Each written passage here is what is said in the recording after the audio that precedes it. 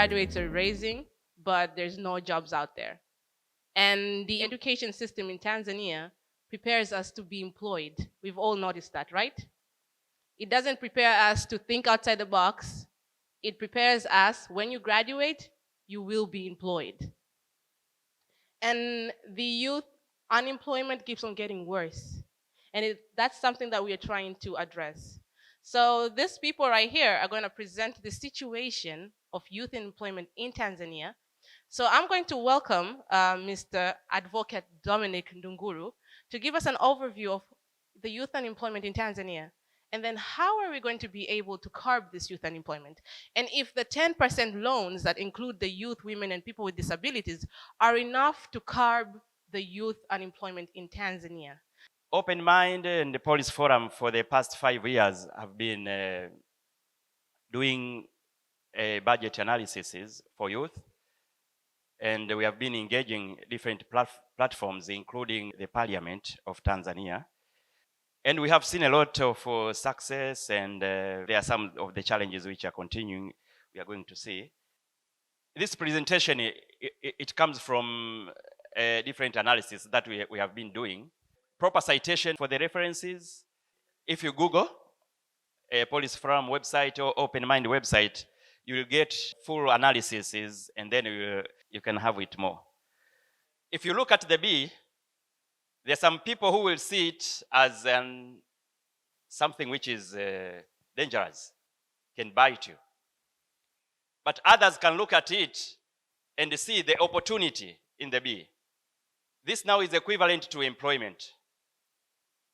Someone, maybe a farmer or cattle keeper, can look what he's doing and see it not as employment, but another person can see it as opportunity, can see it as a means of livelihood, can see it a means of getting rich and excel on it.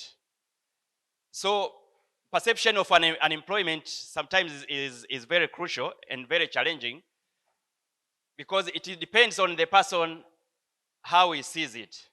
Let me start with we can say age and employment. UN define the age of youth to be 15 years to 24. African Union, 15 to 35. Malaysia, for them, it is 15 to 40 years. Commonwealth is 15 to 29. Tanzania, according to the National Youth Development Policy, we define it as 15 to 35. So you can see the youth definition is one according to age, but it has a challenge of very different definitions according to the geographical location. But we have an issue here. The law of contract gives us opportunity to enter into contract, labor contract, but it recognizes people from, a person can enter a contract when he is 18 years old. Let's ask ourselves, what for a youth of 15 or 16 or 17, can he or she enter a labor contract? And if his or her rights are violated, can that person have an opportunity to go to court and enforce his or her rights and recognized by law? So we have that great challenge of age and employment. And we have quite a number of people of 15 to 17 who are working in different localities. Looking at the statistics of youth in Tanzania.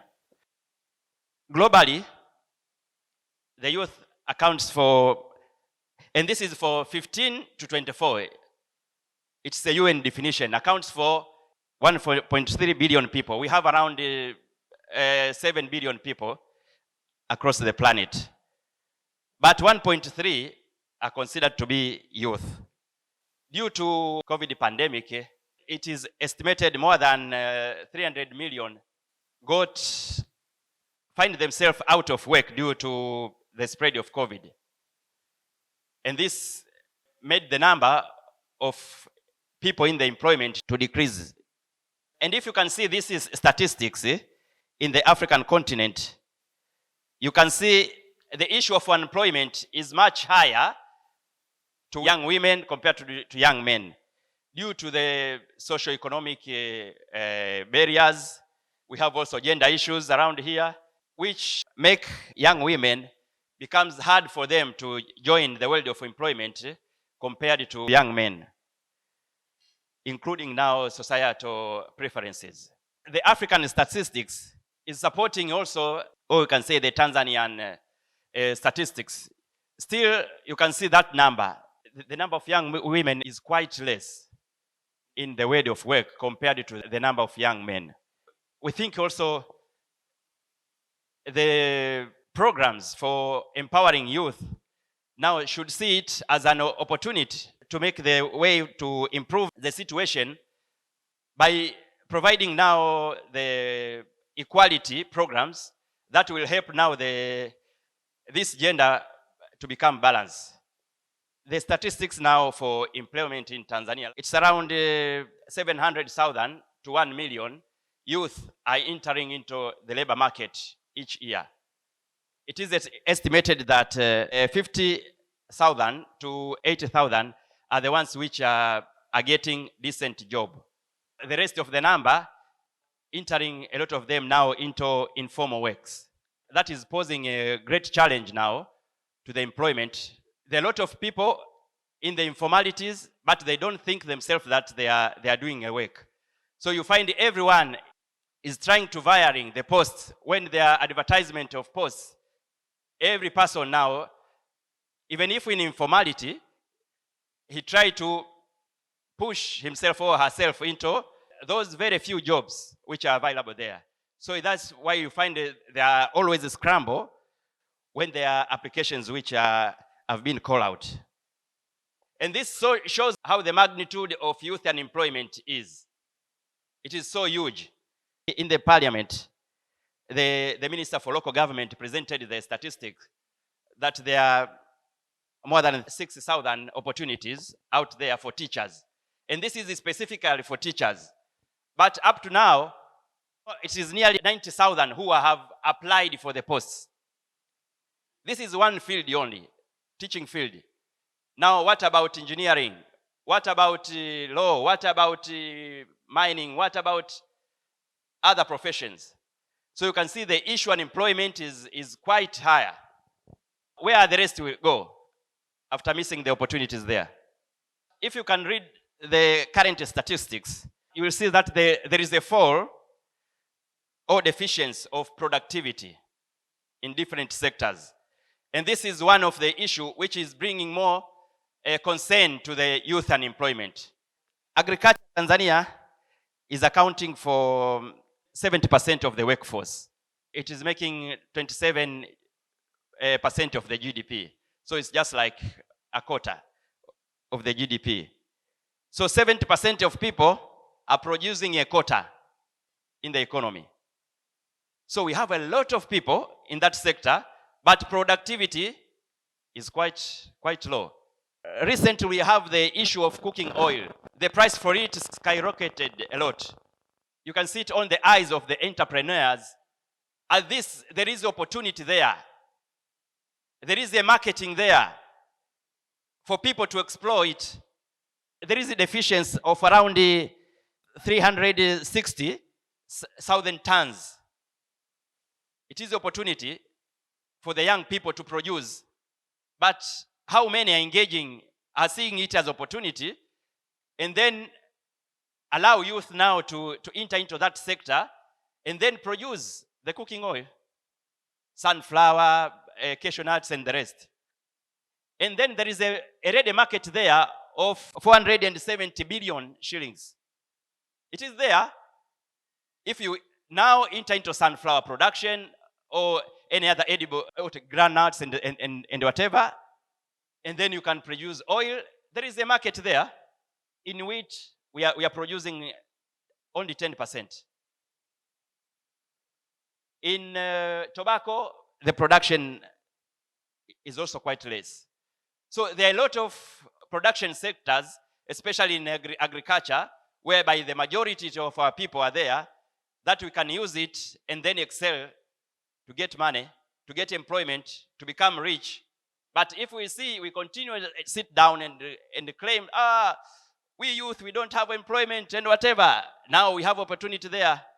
What do we do to explore those opportunities? There is also a great challenge of being a youth in the labor market and regulatory sectors. We have allowed as a country in some of the specific sectors, for example, we have allowed a mobile banking to be done by everyone. Those Tigo Pesas and whatever. Myself, I think there is a problem in that. Imagine if there were no mobile banking, how many youth will have been employed in banking industry? A lot of them. Now, but we have allowed it to be open. So everyone now can do, even the one who finished standard 2. That's why we have in law, in medical, and the other professions, they have these regulations. You cannot just enter everyone if you're not studied in that field. So we have to check it. That's why we have a lot of youth professionals. They come from different colleges, but they don't find working opportunities. Now have better policies compared to the years before. You know, the years before, if you were hearing the politician vying for different posts, they were saying, we will give you employment. They have seen the problem of youth unemployment is quite bigger. So today they say, okay, we will help you to make your business grow. So there is a change of policy there. And this goes together with the regulatory framework for youth development. We have different programs, but coordination for it is not very well. And then we have key policies, efforts that the government has placed in place in order to help the issue of youth unemployment. We have the strategy for involving youth in agriculture. The Procurement Act has an opportunity for youth, women, and persons with disabilities. 30% of the government procurement are reserved for youth, women, and persons with disability. But how many youth are aware of that, are interested with that? So every youth is quite interested to be employed. But you can open your company, you can come together, 2 or 3 or more, you can vie for that 30%. It is there, and it is for us. It is for ourselves to create employment, but we are not consider it. The budget forecast for 5 years. I think you are aware that we are going to start now the 5-year development plan, the strategic plan for the country. And it has 5 key areas. And one of the key areas is human resource development. So for the next 5 years, the government is going to place a quite number of opportunity and funding towards human resource development. And the youth have the opportunity also there for skills development. When you see budgetary efforts, you can see from 1 on employment for the ones who want to become employed. When you talk about youth employment, you talk mainly of 2 things.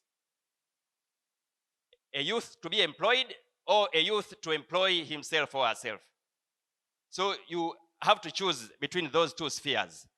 Now, for those who want to be employed, there is a government now opportunity through skills development program. This program is done by especially TVET. A TVET means a technical and a vocational education training institutions. These institutions are offering opportunities for skills development to youth. And then there are special programs. For example, one of it is to recognize prior learning. There are a lot of youth, for example, in garage sector, they have been working 5 years or more. They have skills, but they have not gone to school, to normal classes. So these ones are taken, they are given special training, and then they are awarded a certificate. So in that way, their prior learning is recognized as a skill so that they can get employment. We have the opportunities now for self-employment. I said one is it is through that 10%. I think everyone knows it. That there is opportunity 10% in every municipal. It is four to youth, four to women, and 2 to persons with disability. So you can take yourself in groups. Nowadays the groups are up to, from 5 persons and 2 from persons with disability. There is a challenge here for persons with disability. The municipals are registering groups from 5.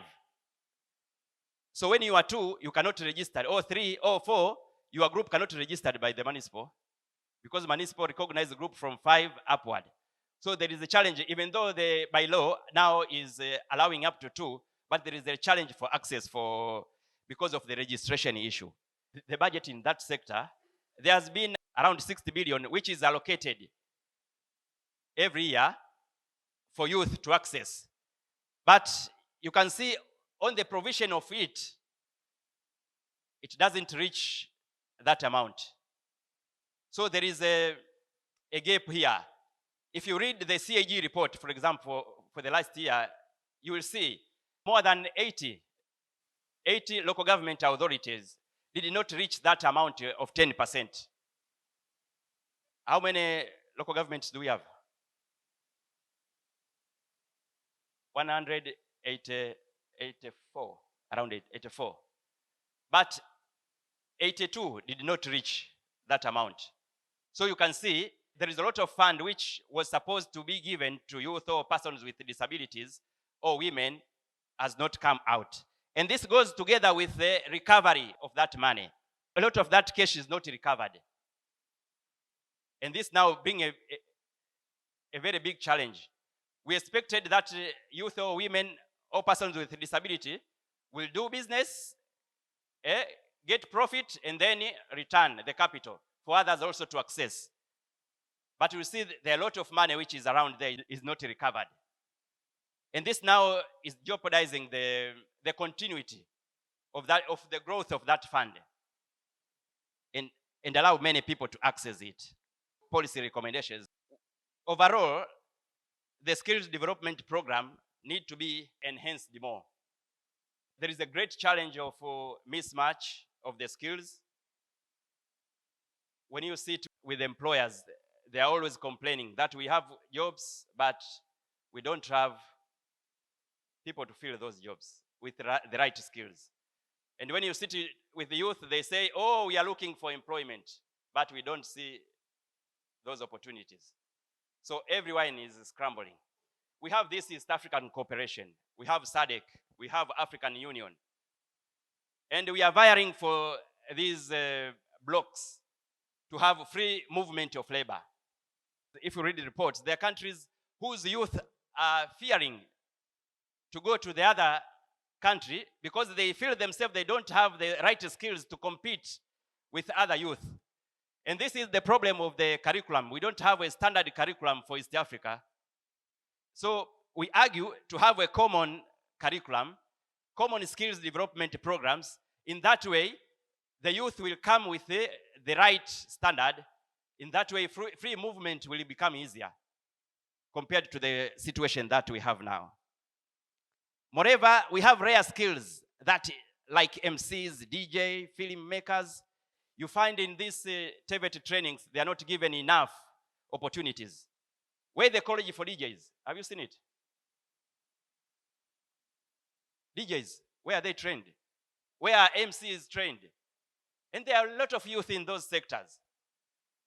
Saloon for men. Have you seen it? A college training saloon for men. It is opportunity. These colleges, what are they doing? On every street, we have saloons for men. It is opportunity to open trainings in those fields. The NGOs, what are you doing? You can have special trainings for these sectors. This is opportunity to write a proposal. We advise also the government, since 70% of people in the employment are depending on agriculture. So even this youth fund, women fund, person with disabilities fund, we can put an emphasis now for the project in those areas. We have seen we have those deficiencies there.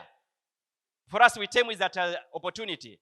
Can people now use these loans now to facilitate projects in those areas and produce more?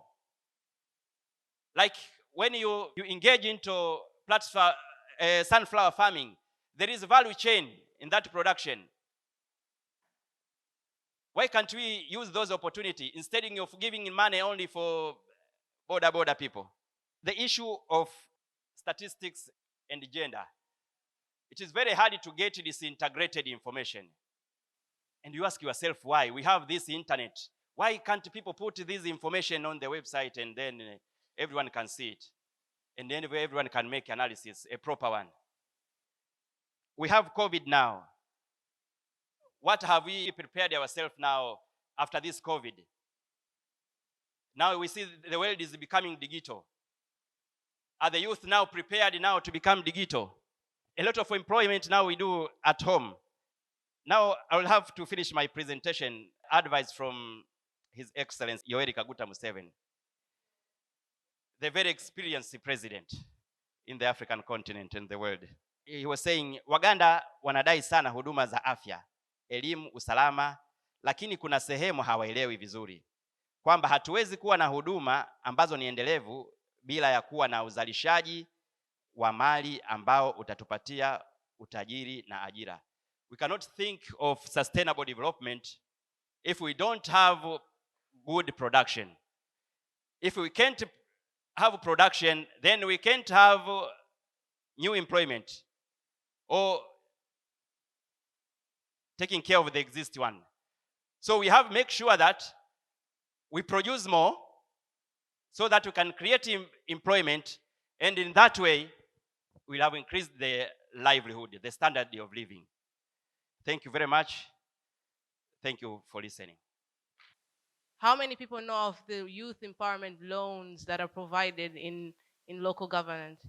Not a lot of people know this. So is the government taking initiative to advertise it, to tell youth that there is this kind of opportunity? Or are we rather looking for these opportunities? Are we going to the municipal councils and asking what opportunities are there, or reading the notice boards? Do we do that? So it is active participation for all of us. Now I would like to invite Ms. Nindi Tumpe from Temeke Municipal Council, and she is going to give us her experience, because she deals with this stuff day in, day out at a local level. Kwa upande wa halmashauri wanatenga 10% ya mapato ya ndani ya halmashauri yenyewe. Kama Temeke, 10% ya mapato ya halmashauri kwa mwaka mzima ni 1 billion 8 inatengwa kwa ajili ya kukopesha vijana, wanawake na watu wenye ulemavu. Katika hiyo bilioni 1.8, 4% ni kwa ajili ya wanawake, 4% ni kwa ajili ya vijana, na 2% kwa ajili ya watu wenye ulemavu. Taratibu za kupata huu mkopo ziko wazi kwa wote nchi nzima, na kila halmashauri inatenga 10% ya mapato yake, ila 10% ya mapato inatofautiana kutoka halmashauri moja kwenda nyingine kutokana na vyanzo vyao vya mapato walivyonavyo on source. Kwa hiyo hii 10% kwenye halmashauri zote inasimamiwa na idara ya maendeleo ya jamii na vijana. Utaratibu sasa, lazima mtu anayehitaji mkopo wasajili vikundi vya kiuchumi, economic groups. Watu wakiwa wasajili vile vikundi wanalipia ada ya shilingi 30,000 kwa ajili ya usajili na kupata certificate. Wakishapata hiyo certificate, baada ya kuwa wameshatengeneza katiba zao, taratibu jinsi watakavyoendesha kikundi, mkipata certificate unaenda kuapply mkopo, ambao pia kuna taratibu tu, ni fomu unazipata ofisi ya kata, unapata udhamini kutoka serikali ya mtaa, baadaye unapitishwa na WDC. Nikisema WDC na maanisha Ward Development Committee. Ikishawapitisha kuwa hawa tunawafahamu, ni vijana wetu ama ni wananchi wetu wa hapa, wamepitishwa kwa ajili ya kupata mkopo, inakuja halmashauri. Halmashauri nako management zitapitisha ili hao watu wapate mkopo. Kwa hiyo mkopo huu hauna dhamana. Dhamana ya mtu kupata mkopo inakuwa ni serikali ya mtaa inawadhamini kwa kuwatambua. Kwa hiyo hakuna kitu cha kuweka ili uweze kubenefit hiyo amount. Kwa upande wa Temeke hatuna limiti ya mtu kuomba kiasi gani. Andiko lake la mradi lina determine ni kiasi gani anaomba. Kijana halimitiwi na wanakaribishwa kwa ajili ya kuomba kwenye miradi ya aina zote ambazo wao wanaona inafaa, ili mradi tu isiwe kinyume na taratibu za nchi. Kuna mikopo ya aina mbili, mkopo ya cash, yani fedha taslim, na mikopo ya vifaa. Mikopo ya cash, mtu anapewa shilingi milioni 2 kwa grupu ya watu 10 kwa mwanzo, ama kwa watu 5 kwa watu wenye ulemavu. Kwa sababu ndio minimum namba ya kuwa na groups ni watu 5 kwa watu wenye ulemavu, na kwa watu ambao hawana ulemavu ni watu 10. Lakini baada ya maoni mengi kupitishwa, imesaidia sasa taratibu imebadilika. Kwa vijana ni watu 5, kwa wanawake ni watu 5, kwa watu wenye ulemavu sasa itakuwa ni watu 3, 2 na mpaka 1 kama management italizia. Lakini sasa hapa kuna changamoto ambayo tunaipata, kwa sababu tuna taratibu ama mwongozo ambao tumepewa kwa ajili ya kusajili hivi vikundi, na pia kuna mwongozo wa mikopo. Kilichobadilika ni mwongozo wa utoaji wa mikopo, pamoja na kujitahidi kutoa taarifa. Lakini kila ukifika kwenye meeting kama hizi, unaweza kukuta ni vijana 5 ama 2 wanajua kuhusu taarifa za mikopo ambayo inatolewa na halmashauri. Nafikiri vijana sasa ni nafasi yetu kutafuta taarifa, kwa sababu hii mikopo ni ile sio haina disturbance nyingi kama ilivyo benki. Kwa upande wa serikali ukikopa hakuna dhamana yoyote ambayo unaweka, ila unadhaminiwa na serikali ya mtaa na kata unayoishi. Kwa watu wenye ulemavu kuna changamoto, hata vijana, mtu anakuambia mimi simfahamu, labda nitafanyaje? Watu ili mradi kama mnaishi kwenye wilaya moja, watu wanaweza katoka kata tofauti wakajiunga pamoja, au mitaa tofauti. Mwingine anaweza kaishi Mbagala, mwingine yuko Chamazi, mwingine yuko Temeke, wakakaa kikundi kimoja wakakopa. Bado tuna mifuko mingi ambayo bado inakopesha mikopo kwa vijana, lakini utokeaji ama uyani wa vijana kuchangamkiwa umekuwa mdogo. Bado wizara inakopesha kupitia ofisi ya rais, wanakopesha. Kuna mfuko wa rais ambayo yuko pale Victoria, ofisi nyuma ya ofisi ya Vodacom, inakopesha pale, lakini vijana ni lazima wao wamepitia VETA. Labda kama hiyo inakuwa ni shida, bado tunaendelea kufanya mazungumzo na kuendelea kuishauri zaidi serikali, watu wenye maamuzi, kuona kwamba wa vijana ambao wanapita VETA wao pia wasapotiwe kwa kupewa mkopo kwa ajili ya kujisomesha, ili na wenyewe waweze kupata hiyo fursa. Sababu wanakuambia uwezi ukawa unachukua vitu ambavyo ni ready made alafu ukapata mkopo kupitia ile President Fund. Naomba niwashukuru, pengine nitapata muda watu wakauliza maswali, tutaendelea. Asante. Youth unemployment is pandemic worldwide. Why do I say this? I say this because I've been in several countries, like in South Africa, I have been Nepal, I've been Norway. When you ask the youth of South Africa, why is there the killing of foreigners in South Africa? They will say because foreigners are coming here to take our jobs and we end up jobless. So this is a pandemic. And coming to Tanzania, according to the Tanzania Human Development Report of 2017, the contribution of lack of education to the overall level of poverty for the regions of Singida is 22.9% and 24.9% in Dodoma, and for Lindi is 29.5%, and for Tabora is 33.2%. So the lack of education is contributing to the poverty. We are dealing with the challenges that faces young people, and these challenges are endless. So we are restless until these challenges that face young people are solved in the community. We Resource Development have started different interventions which aims to equip young people with the required skills that are needed in the employment sector on the labor market. And one among the initiative or intervention that we took as resource development is the establishment of the employability skills building project. This project is run in 5 different regions, which are Dodoma, Lindi, Tabora, Singida, and Rovuma. Why do we started this is because the research shows that young people are lacking the required skills that will help them to be employable in the community. But again, the questions arose. What will happen if all young people now get the required skills in the labor market? Are they going to be employed? The answer is no, because the available opportunities is limited compared to the number of graduates that we produce in Tanzania. So this project again focuses on giving skills to young people, which will help that young people to employ him or herself. So the employability skills building project aims to equip young people with the required skills to make them employable in the labor market, but also to help that young people to employ him or herself. Why do we have unemployment in Tanzania? Is because one, we lack skills. Young people lack skills. We'll find a graduate who doesn't know even how to write a CV, who doesn't know even how to write an application.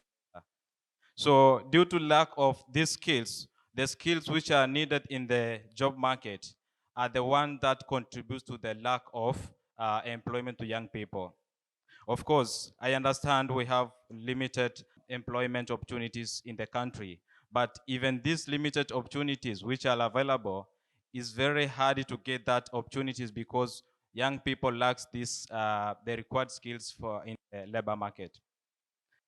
In Tanzania, we'll find a job has been advertised and they look maybe for a project officer who is experienced 5 years.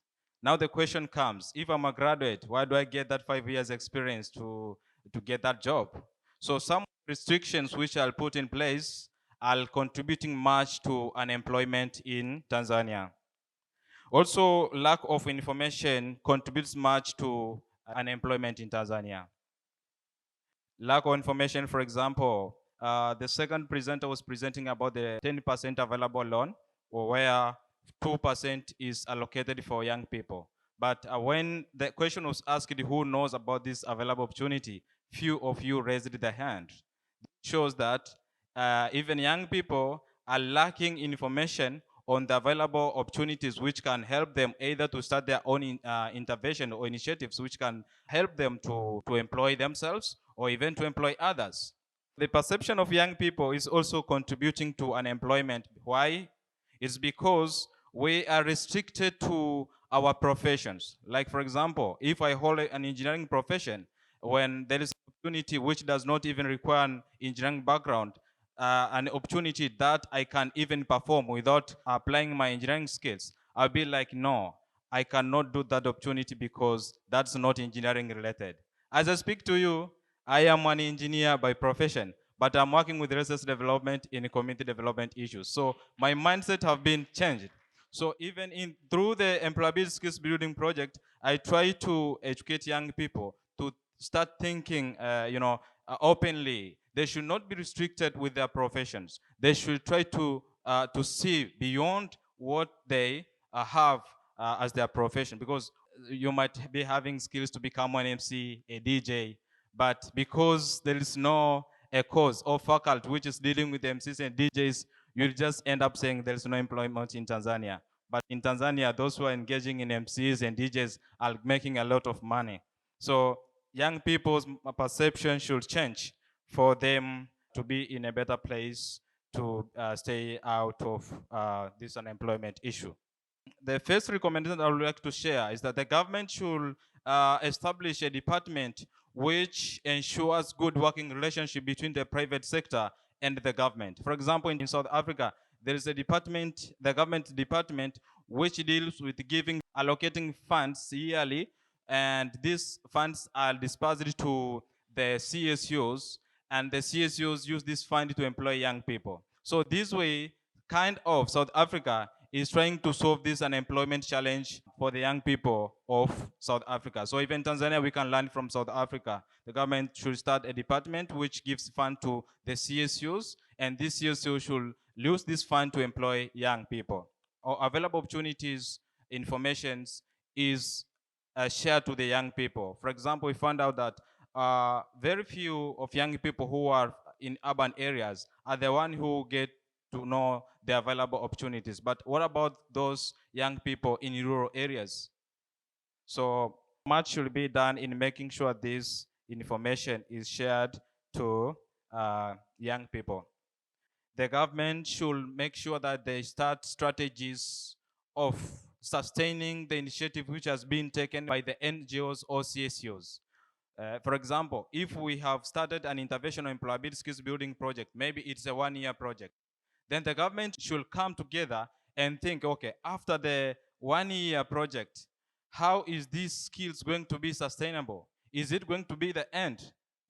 So the government should start a fund which will be aiming at sustaining those initiatives which has been started by the NGOs and CSUs. Altogether aims at providing information to young people that will help them to be employable or to employ themselves. Thank you so much for listening. Asante sana.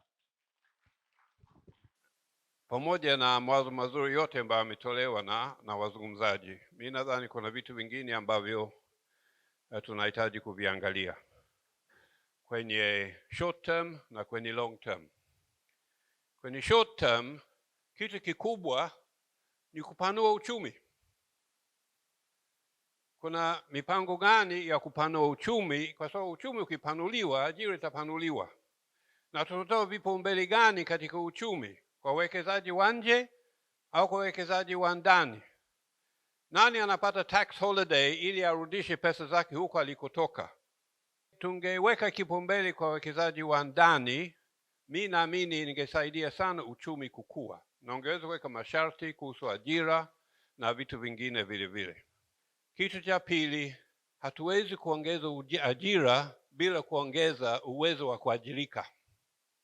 Na uwezo wa kuajirika sio tu kuandika CV au kuandika barua. Kuna studies za karne 21. Ya kwanza, critical thinking, uwezo wa kuchambua, uwezo wa kutumia akili yako. Ya pili, ubunifu.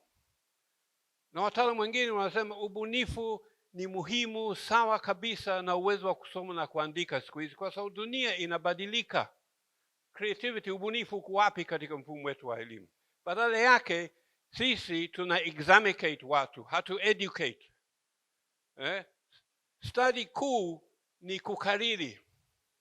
Na kukariri hakutusaidii chochote katika elimu siku hizi. Kwa hiyo tunahitaji kuangalia sana mitaala. Wanafunzi wanashindwa kuandika CV, wanashindwa kutumia akili yao, wanashindwa kutafuta taarifa zaidi kwa sababu wanalazimishwa kusoma katika lugha ambayo 90% ya Watanzania hawako katika mazingira ya kuweza kujifunza kwa lugha hiyo. Kwa hiyo tukitaka kuajirika, employability, tubadilishe elimu. Asilimia kubwa hata kwa walioongea, wa represent mada yao wanaongelea sana kwa waliosoma. Je, kwa wale ambao hawajasoma ajira yao inakuwaje? Hata hivi tunapokuwa tunasoma, tunapoenda kufanya research zetu, kama ilivyokuwa wiki ya utafiti pale UDSM, ilikuwa ni juzi imemalizika. Na waziri mkuu alisema kwamba wanaosoma kwenye tafiti zao wajaribu kufanya tafiti ambazo zinakuja kuamua wanajamii. Sio mtu anafanya tafiti afu zinaishia kwenye majarada. Kwa hiyo ni bora pia kwa wale wanaokuwa wanasoma au ambao tayari wameshasoma, tafiti zetu ziwe zina base katika jamii. Hiyo pia itakuwa ukifanya tafiti katika jamii itakuwa ni chanzo kikubwa sana cha wewe kufanya employment. Wazazi wamekuwa na pia pressure kubwa kwa sisi watoto wao, kwa sababu mtoto wa fulani ni daktari, basi na yeye ananiforce na mimi niwe kama mtoto wa fulani. Hiyo unakuta kwamba mtoto ana kipaji kingine, lakini wazazi wamekuwa wakituforce sisi kuwa watu wengine. Ukiangalia sasa hivi vijana wengi au wasichana wengi wadogo tumekuwa tukiolewa ni kwa sababu tunataka kuondoka nyumbani. Tunataka kuondoka nyumbani kwa sababu gani? Hatuna kazi, hatuna elimu wengine, na wengine wana elimu lakini hatuna kazi kutokana na kile ambacho tumekisomea na hakina ajira. Watu wengi kuwa unemployment ni kwa sababu ya wazazi wetu na jamii inayotuzunguka. Wengi tunataka kuwa matajiri, lakini hatufikirii ule utajiri tunaotaka kuwa ni utajiri wa aina gani. Proposal yangu mimi ina milioni 25 kwa vijana, tuko vijana watano. Wewe bajeti yako manispa una milioni 2. Sasa hapo inakuwaje? Bado kuna tatizo tukiwaangalia walemavu kama walemavu, lakini bado kuna wamama wenye watoto walemavu. Kwa hiyo ili yule mtoto mlemavu aweze kuwa vizuri na kustawi vizuri, mamake pia anatakiwa awezeshwe. Kwa hiyo hili swala lingeangaliwa kwa ukaribu zaidi, hata wale wamama wenye watoto walemavu, kwa sababu yule mtoto anakuwa naye muda wote. Lakini nikiangalia kwenye ubunifu kwa serikali, kuna sehemu tumejikwaa, hasa katika mfumo wa elimu na hasa katika shule za msingi huku tukiangalia, yani shule za awali za serikali bado ziko kwenye hali mbaya, na ubunifu wa mtoto unaanzia kule. Tukianza kutafuta ubunifu huko ukubwani, bado tunakuwa tumefeli na itatuchukua muda sana. Kwa hiyo nilikuwa na shauri kwenye hii budget, nimeisikiliza, wamesema kuna miradi ya kurekebisha shule hizi za awali za serikali, basi ifuatiliwe na itekelezwe vizuri na kuwe na fungu maalum la kutekeleza kule. Lakini kingine nikiangalia mambo ya skills katika haya mafunzo mengi yanayotolewa, bado kuna tatizo. Tunatakiwa tuwe na umbrella au kitengo maalum cha kuangalia hizi skills. Nimeona mtaani zimekuwa nyingi, kuna walimu wanajitokeza hizo skills zenyewe pia ni fake. Unakuta mtu hata akitengeneza kitu akitoki, analalamika amechukua mkopo, hivyo vitu havitoki, kwa sababu siamini kama hizi skills nyingine ni ziko nzuri na kwenye form nzuri. Asante. Sisi tuna deal na wale vijana ambao walipata division 0 za form 4. Mara nyingi hatusemi division 0, tunasema wale ambao hawakufanya vizuri kidato cha 4. Yaani wale ambao nyumbani hatakiwi, shuleni hawezi kuendelea, ameachwa, yuko katikati hapo kwenye dilemma. Sasa basi sisi tuna innovation hub ya kwetu ni mobile. Hatuna kituo kusema kwamba wanakaa hapa au wanakutana hapa. Kule walipo ndiko tunakowafuata. Sasa tuna changamoto moja kwamba mwisho wa siku tunataka kujua yeye anafanya nini, then tumwezeshe kiuchumi. Rinki ya kwetu ni manispaa ambapo hakuna riba kwenye ile mikopo yao, lakini tumekuwa tukipata shida sana. Sasa swali langu kwa dada wa manispaa ya Temeke kwamba hii mikopo mbona inakuwa yani kuna kizungumkuti kwenye hii mikopo. Mta apply kwanza, hicho cheti chenyewe kukipata utatumia miezi 2, sometimes kuna usumbufu mkubwa tu. Pili, mna apply kiasi fulani, mnaambia rudisheni proposal yenu, hatuna hizo hela, tuna kidogo. There are 2 areas in Tanzania which we are suffering very, very badly from. One is health and the other one is education. I cannot imagine, there are teachers now who have come from the University of Dar es Salaam, they're teaching in a secondary school. What did they do? They give the same notes to the Form 4 guys as they did when we were at university. It's wrong, absolutely wrong. So we need to do. Number 2, we say that health is free and so on. Nonsense. Can you imagine telling a woman to pay 10,000 shillings to get her blood pressure measured? This is wrong kabisa. Thank you.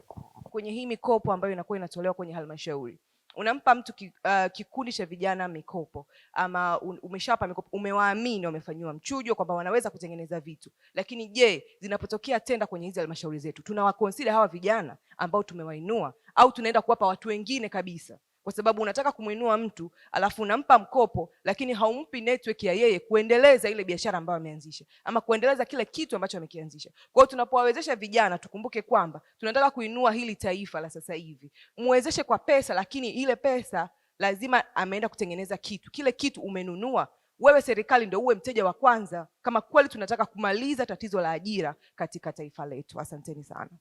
Ni hivi, tunatoa mikopo ya aina 2. Kuna mikopo ya keshi, yani fedha taslimu. Ni wale watu ambao wao wanataka kufanya biashara ndogo ndogo kabisa, yani miradi yao ni midogo sana, kwa hiyo wao wanahitaji pesa kidogo na wanataka fedha taslimu, tunawapa. Lakini nature ya mkopo kwa upande wa halmashauri ya manispaa ya Temeke tunakopesha vifaa na si fedha taslimu. Kwa hiyo Inategemea, kama mtu anataka tu, mimi nataka kupika chapati, mwingine anapika miogo, unaona hawa sasa nyinyi mnataka kutengeneza bites. Kwa hiyo jiundeni kikundi, tuwakopeshe pesa ili mtengeneze. Unakuta wao wengine hata kuwakopesha milioni 1, hata milioni 2, wengine wakwambia sisi tunataka milioni 1. Kwa hiyo kwa keshi tunatoa kuanzia milioni 1 mpaka milioni 2, hapo ni mwisho, ila kwa vifaa ndiko hakuna limit.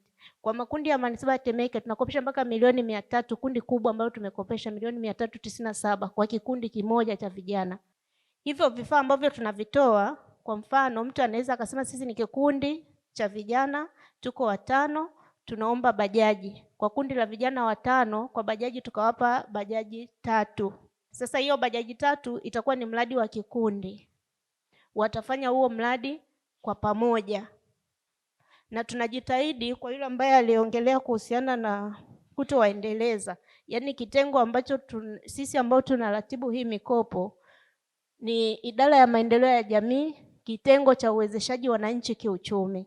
Kwa hiyo ili kuhakikisha kuwa tunawezesha wananchi kiuchumi, tunaangalia pia na market ya hii mtaji, yaani anaomba hii project market yake iko wapi, na sisi wenyewe kama serikali tunawasaidia kuwapa masoko yale ambayo tunaweza, japo sio kwamba tunabeba kabisa kwamba mtu aje akope sasa kwamba habari ya market ni serikali watafanya. Lazima tutahojiana, utuambie kabisa market yako iko wapi, hakikisha kwamba tukupa hizi pesa, hela ya serikali itarudi, kwa sababu zile pesa hazina riba.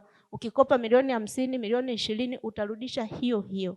Tunawaangalia kina mama wenye watoto wenye ulemavu, kwa maana kwamba wao kina mama wanakopa kwenye makundi ya kina mama. Kwa hiyo sio special kwamba hawa kina mama wenye watoto wenye ulemavu, ni wakina mama wote kwa ujumla wanaweza kujiunga, watu 5 kwenye kundi na wakakopa. Na mwitikio wa kina mama ni mkubwa sana. Hiyo 4% wao huwa inakwisha kabisa. Ni vijana na walemavu ambao huwa pesa inabaki kila tunapomaliza mwaka. Masuala ya usajili, usumbufu kwenye vyeti, urasimu mkubwa. Nafikiri kwa hili sasa tumeimprove sana. Kwa upande wa manispaa ya Temeke, ikiwa vitu vyako vimekamilika, cheti unapata ndani ya siku 1. Na hii tumeianza tangu mwaka jana. Tulikuwa tunatoa ndani ya wiki 2, sasa hivi ni ndani ya siku 1 unapata cheti chako kama umekamilisha.